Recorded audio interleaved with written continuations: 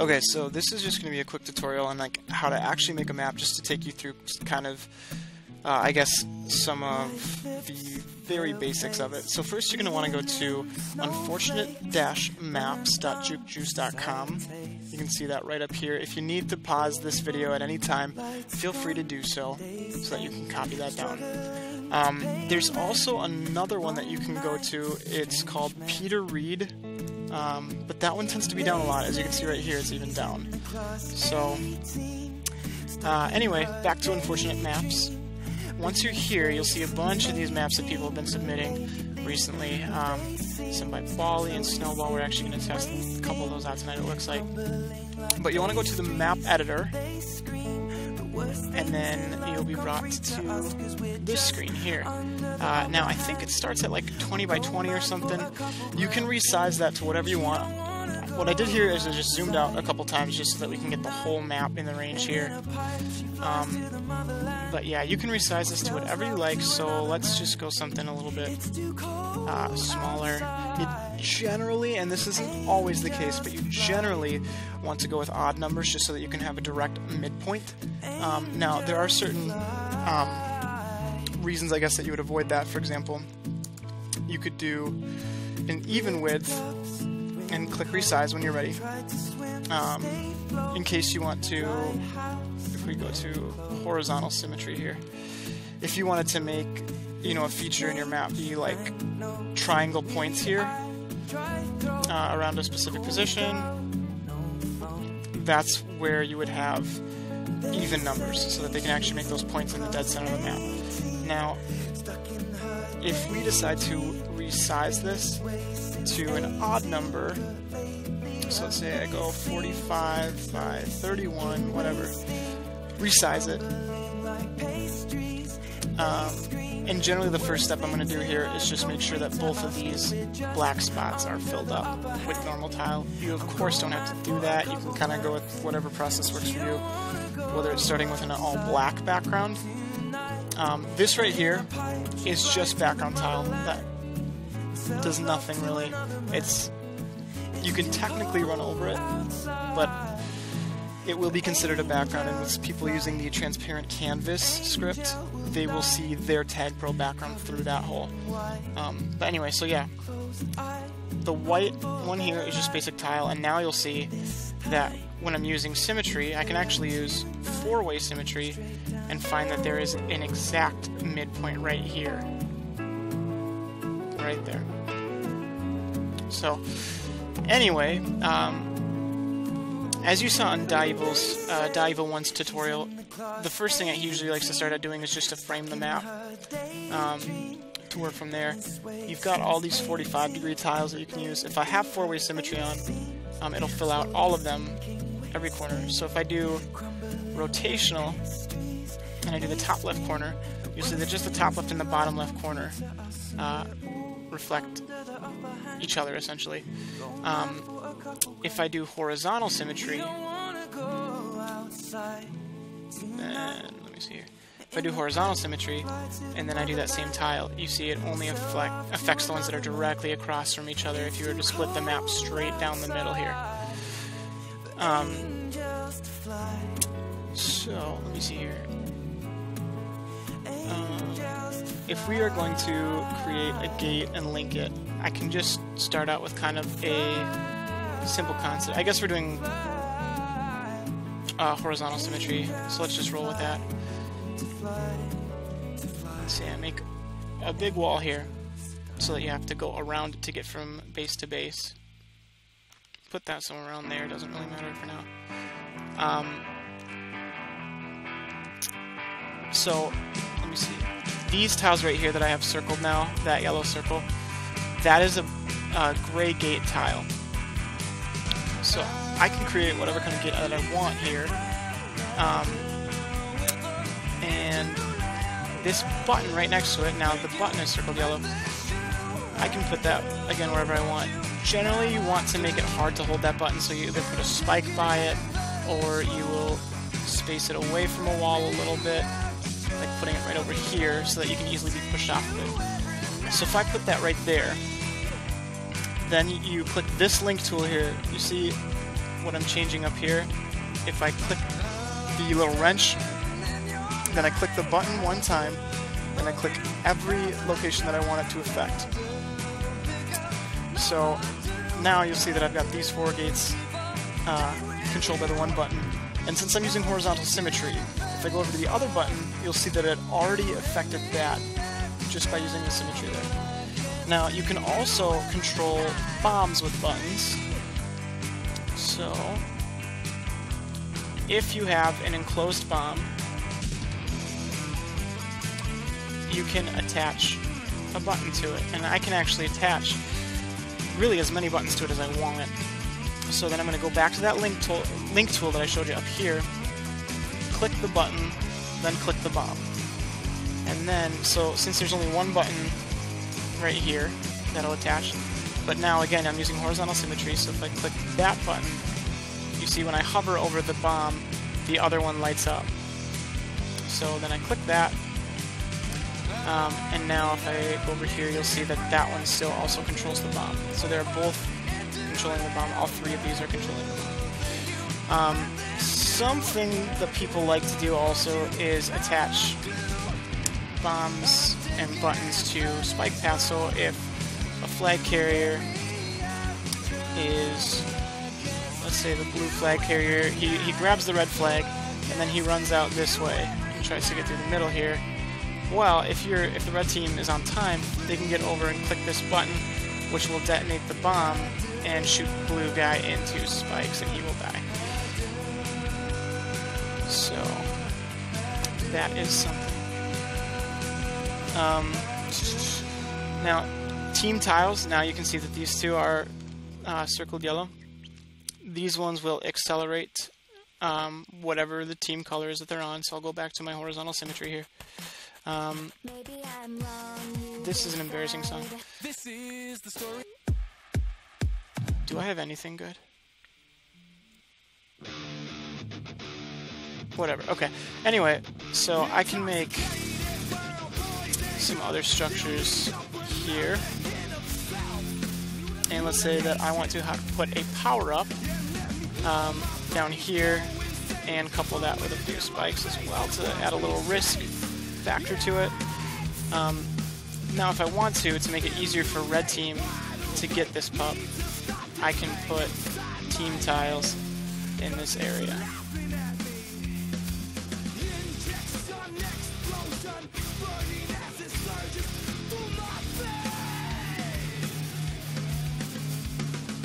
So now this area becomes easier for the red team to control over here, and on the right side, on the left side it becomes easier for red team to control, on the right side it becomes easier for blue team to control that area. They'll get a little bit more acceleration, a little stronger push against the other team. Just things like that. What else do I need to cover? If we're doing a neutral flag map, and that would be the yellow flag, I'll place it here just for example, then you can also make end zones so that if the red team, let me do no symmetry so you can actually follow me, the red team, if they cross this line from any side, that counts as a cap. The blue team, if they cross this from any side, that becomes a cap as well. So that's just a very basic neutral flag. What we're doing right now is called CTF, or capture the flag, just the standard mode. Now, I showed you how to link bombs to buttons. You can also just do freestanding bombs. So let's put something like right around here. Is a decent distance away from the flag. If I put it right there, that becomes pretty overpowered. You know, something within just a few tiles of it, anywhere around there, is going to be really tough for the defense to prevent. So, again, let's do a bomb right around here, and then we can also close this area up a little bit just so it's less useless. I don't know, so it was pretty useless to begin with, but there we go. What else do I need to cover here? Of course, boosts. The yellow boosts, both teams are going to be able to use. You can put those pretty much wherever you want. I think putting them somewhere out in the open gives it a fair amount of flexibility.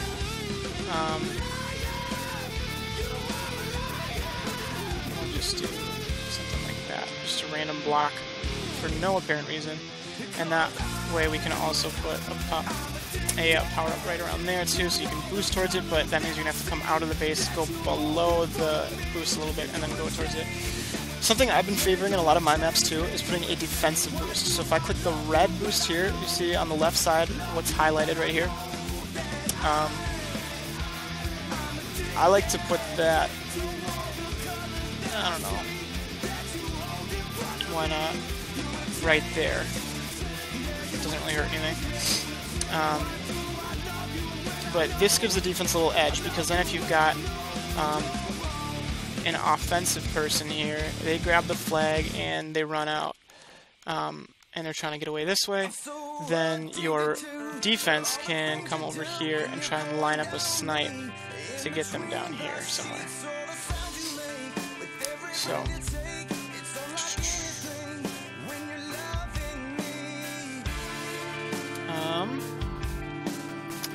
now, as far as map making goes, you can also use a brush, which just is a bigger chunk, like that.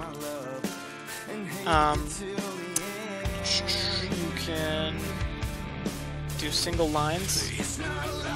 So if I click and drag this in any direction, it's going to make as straight of a line as it can in that direction.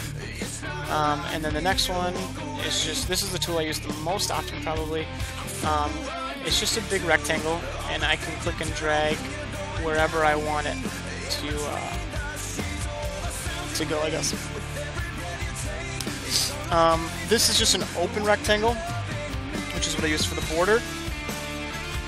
So it leaves an empty space in the middle there.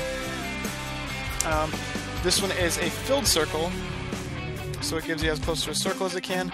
This one next door is an empty circle, same concept. And then this one would fill an entire area, so I could theoretically just block out everything.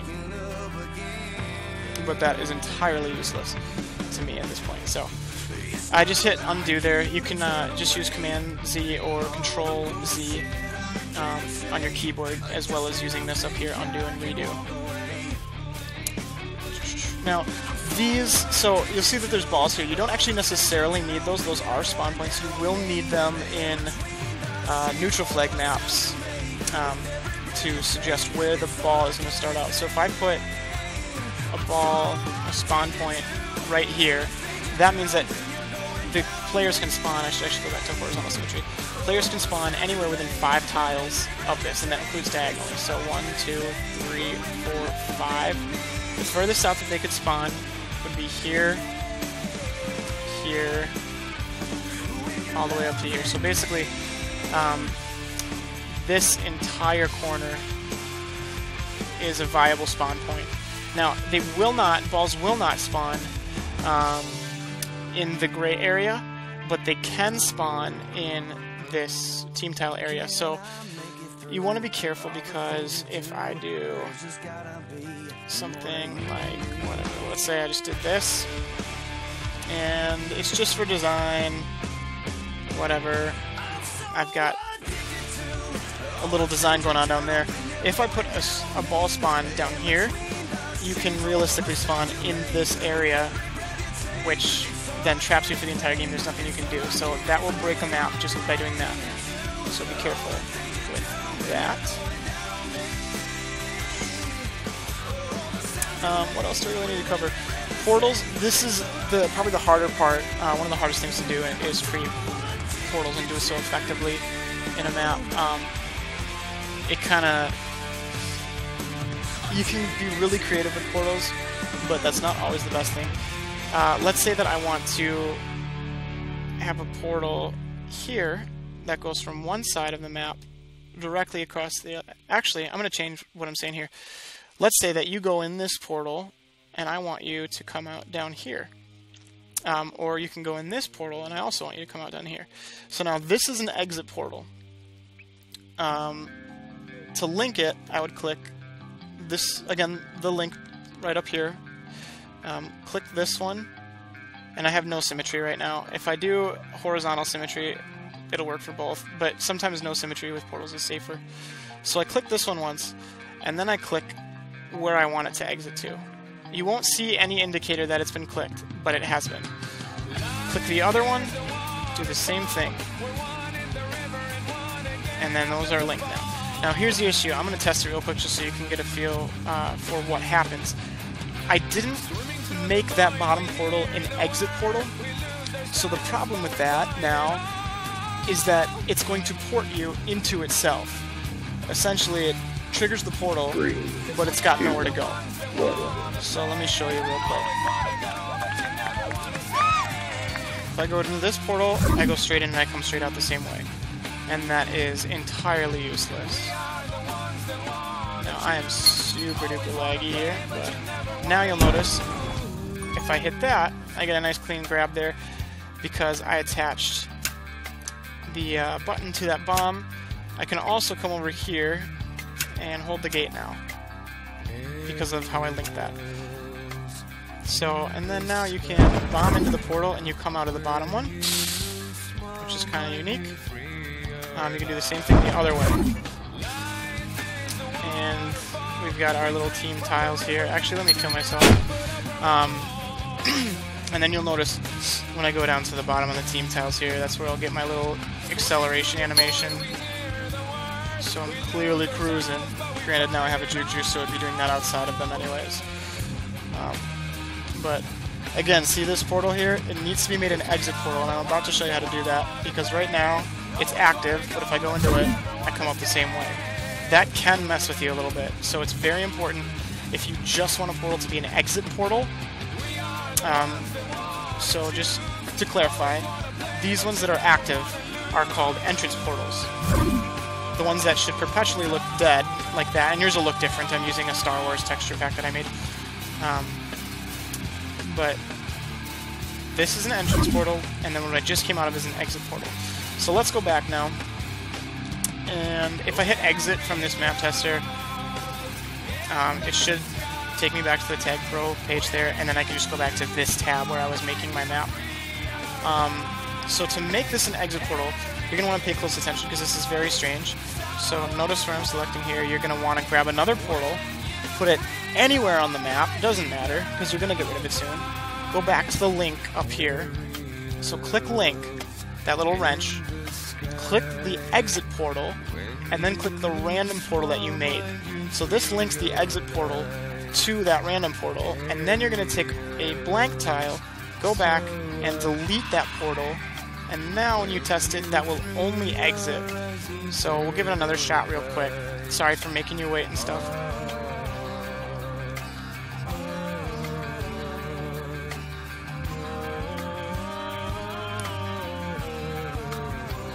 Three, two, one. So down I go here, you'll see that those portals up on top are live. If I go down here now, this one is dead and it won't port me through itself. So that is optimal for an exit portal, that's what you want. But now, I can show you here too, it still works as intended. And here's my little speedy tiles to give me an edge there. Here's my not boost because I'm lagging too hard to hit it. And then team boosts I can use if they are the same color as my team, of course. I can use yellow boosts, the neutral ones as well. I cannot, of course, use blue boosts. Those are not my teams. But, and again, button triggering the bomb there. And if I want to make a quick getaway, I have it set up now to bomb you into a portal so you can get out this way. And if you're good enough, you can boost in for a cap. And remember, we have already linked the gates to be controlled by this button here too. Alright, so let's go back, see if there's anything else that we need to do. What else do we need to cover? I think that's about it. Evil 1 kind of already talked about how to make a good map without, you know, overdoing spikes or, you know, wall structures like this guy here. So I don't think I really need to cover anything else. Again, you're going to click, so notice where it's getting gray here. I don't know if it's actually going to show my mouse in with OBS. I don't think it does that for me, and I should probably figure that out. But if you click this test button right here, it's going to test your map without deleting anything, erasing anything. It's just going to shoot you right into a map test. If you click save here, it'll save the map to the cache, so I can actually, at that point, exit out of it, and then if I go back here and I open up unfortunatemaps.jukejuice again, and then I go to my map editor, you'll notice now that the map that I was just working on, I'll have to zoom out a couple times again, but the map that I was just working on is safe and sound where I left it if I just saved it to my browser's cache. Now if you want to do a more permanent save to make sure that it's going to be there forever, you click Save Map here, you name it, and you save it to JukeJuice. So this is something really cool about Unfortunate Maps, is that it allows you to save directly to JukeJuice just with this one button here.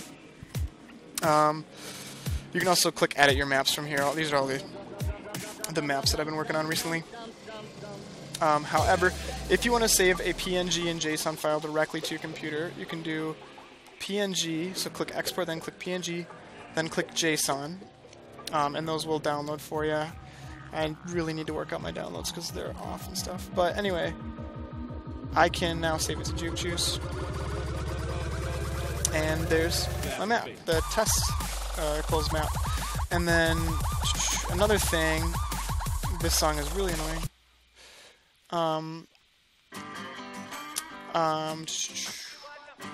You should probably keep this in mind too. If you want to edit your JSON so that your portals are 0 cooldown, you can go to jsoneditoronline.org. Now I have a user script installed that you can find through mapmaking help tab at the top of /r/TagPro testing. And then you can actually you can open from disk, open your JSON file. So go to choose file, download,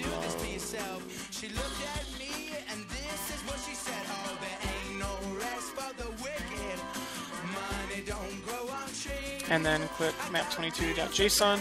We want to open it up, and then the user script that I'm using opens up a button that automatically fixes portals for me, which means it makes them a cooldown of 0 so that they are able to be used immediately after they are gone through.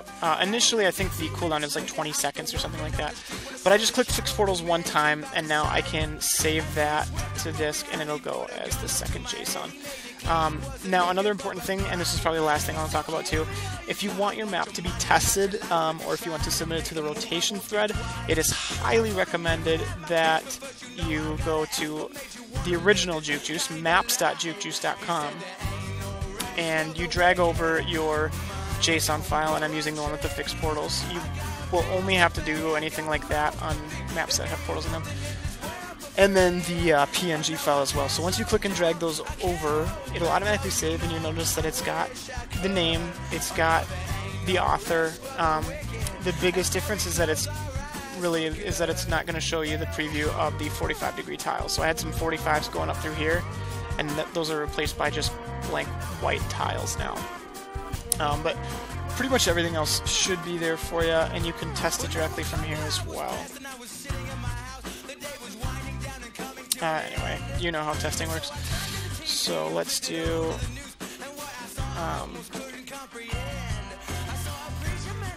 if I want to make more edits to it, from the unfortunatemaps.jukejuice.com, wherever you can find your map, and you can just search it by name. Then you click Remix this map, and then it'll take you right back into the editor here.